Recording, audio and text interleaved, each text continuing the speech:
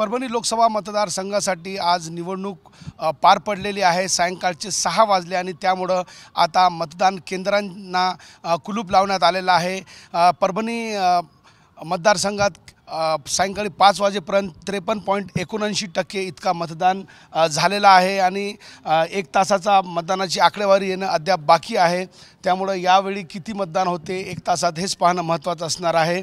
परभणी लोकसभा निवडणुकीत महाविकास आघाडीचे संजय जाधव आणि महायुतीचे महादेव जानकर यांच्यात सरळ लढत आहे असं चित्र एकूण आहे सध्या तरी। मागच्या वेळी लोकसभा निवडणुकीत 64% मतदान झाला होतं, मात्र यावेळी मतदानाचा आकडा वाढेल अशी जिल्हा प्रशासनानं आशा या ठिकाणी व्यक्त केली आहे। तुर्तास तरी मतदानाची प्रक्रिया परभणी लोकसभा मतदारसंघात संपत आलेली आहे। ज्या ठिकाणी मतदान कक्षात आहे तेथे मतदान प्रक्रिया सुरू आहे, मात्र आता नवीन मतदारांसाठी या ठिकाणी कुलूप लावण्यात आलेला आहे, कारण मतदानाची वेळ आता या ठिकाणी संपलेली आहे।